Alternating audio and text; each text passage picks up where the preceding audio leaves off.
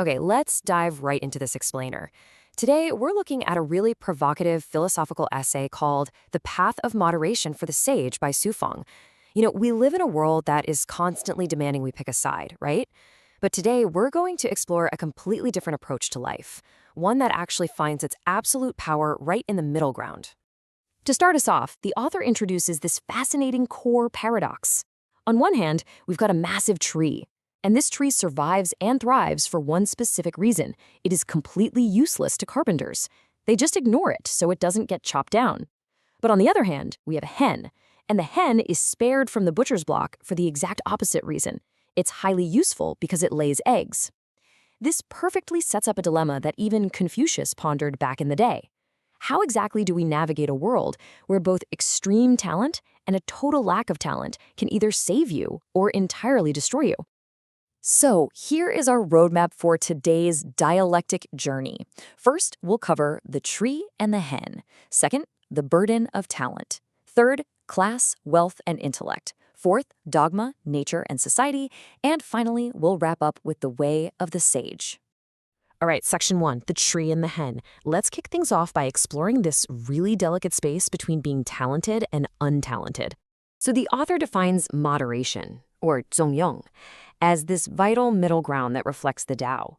Now, in modern times, moderation kind of gets a bad rap, doesn't it? Critics often just dismiss it as a lack of firm principles, opportunistic fence-sitting, or just straight-up indecision. And the author himself actually admits he used to scoff at moderation. He thought it was totally unworthy of a strong person.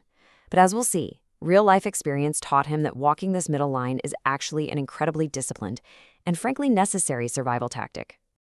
Moving into section 2, the burden of talent. Let's see how this all builds into the author's highly personal experiences with the very real danger of overachievement. To give you an idea of his background, the author possessed this overwhelming array of skills before taking an overseas trip as a translator. I mean, he wasn't just good at languages. He was an accountant, a statistician, a level 5 fitter, which is basically a mechanical jack of all trades, and he understood foreign trade correspondence. On paper, he was literally the theoretically perfect, multi-talented employee. He was the ultimate useful hen. But here's the kicker, and this brilliantly illustrates the danger of overachievement. Right before he left, a colleague bluntly gave him some very specific advice. Pretend you don't know anything else. The colleague warned him that displaying too much talent in troubled times is an absolute root of misfortune. Think about it. If you show exactly how useful you are, you won't just overwork yourself. You're going to invite intense resentment and jealousy from everyone around you. Sometimes you just have to know when to play the useless tree. All right, section 3, class, wealth, and intellect. Let's observe how the author impartially applies this philosophy of moderation to massive societal structures, starting with wealth. The author really grounds his perspective in extreme childhood poverty. For him, this is not just some academic exercise. He survived near starvation in 1958 and 1960. He actually still finishes every single grain of rice in his bowl today because he knows firsthand what it means to truly starve. He even recalls having to decline a 12 yuan shared meal with his college classmates because he was so broke. Because of this background, he initially believed that all poor people were inherently righteous and all rich people were just completely unjust. However, as he eventually climbed into the middle class and ended up hiring poorer workers himself, his views shifted drastically. He observes deep flaws at both extremes. He notes that the poor can sometimes be lazy, irresponsible, and ungrateful. But he equally refuses to romanticize the wealthy, pointing out their arrogance, cutting remarks, and humiliating displays of wealth. He realizes that virtue just isn't exclusive to or absent from any single economic class. So the absolutely crucial point here is his commitment to neutrality. To test his own objectivity, he engaged in a year-long lawsuit against the National Trade Union representing the poor, and he actually won his case using eloquent speech. For him, this proved a really profound point. Before the law, even the supposedly righteous poor can lack a leg to stand on. Justice, just like moderation, has to remain blind to class. He then applies this exact same harsh juxtaposition to intellectuals. Now, society generally views intellectuals as the ideal, right? They're the nation's backbone, upholding justice and truth. But the author's own experience as a teacher and a writer who produced millions of words revealed a very different reality.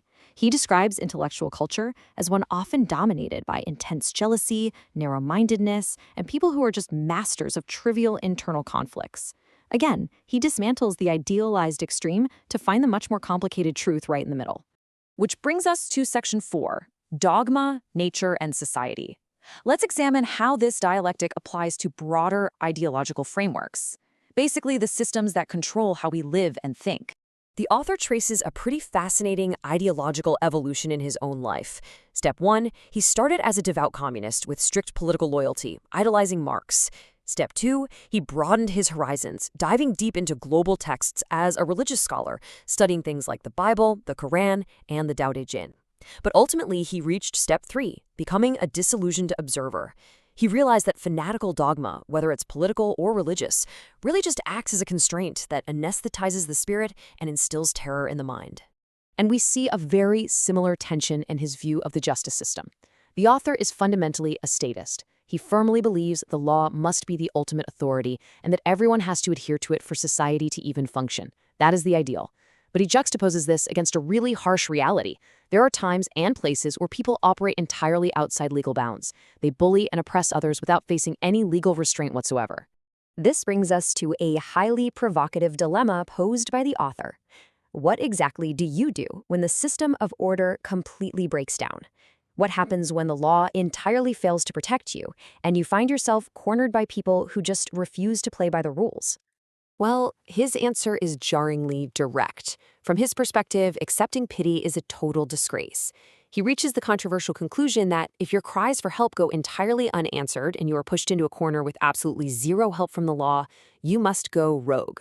In his view, survival dictates that you have to fight back against your oppressors by any means necessary, even if that means forming or joining a criminal group. It's an extreme reaction, for sure, but it really highlights his belief in adapting to the reality of a situation rather than just clinging to a failed ideal. Applying his lens to gender, he observes strict dichotomies in traditional roles. Arguing from a highly traditionalist stance, he views the natural order as one of strong men and gentle women. He argues that when individuals deviate from these expected traits, say, if men abandon strength for gentleness, it forces a role reversal that causes inevitable societal distress and frustration. So again, we're seeing him analyze the friction that happens when perceived natural balances get disrupted. But on the flip side, his views on race and borders underwent a massive opening. Over 10 years of interactions across racial and cultural lines, his initial prejudices were completely shattered. He found diverse groups to be exceptionally friendly and sincere, realizing that, quote, all human hearts are made of flesh. This proved to him that shared humanity transcends all national and racial borders, pushing him way further away from extreme nationalism and toward a much more universal middle ground. And finally, Section 5, The Way of the Sage. Let's explore how all of these polarizing extremes resolve into our ultimate synthesis. To navigate this chaotic world filled with opposing extremes, the author argues you have to cultivate a very specific mindset. The mind of the sage requires remaining in a state of emptiness, ignorance, and humility. Why? Well, because if your cup is already full of biases, you simply can't adapt. Absolute moderation is required to flow with life's unpredictable currents, much like water nourishing the earth without any discrimination. And this perfectly illustrates the dual nature of the sage. Think about it. In times of harmony, when the weather is fair and people are at peace, the sage does almost nothing. They remain silent and completely dormant, just letting things take their natural course. But in times of chaos, when society descends into suffering, the sage does not hesitate. They act swiftly and decisively to restore order.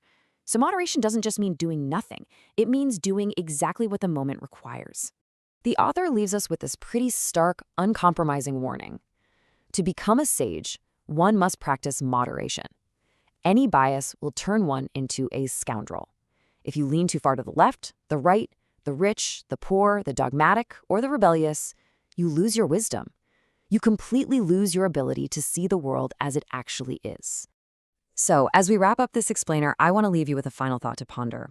We are constantly pressured to take extreme stances today, but looking at the wisdom of the useless tree, the harsh lessons of class and dogma, and the absolute adaptability of the sage, in a world increasingly defined by extreme divides, is choosing to stay perfectly in the middle actually the most radical form of rebellion?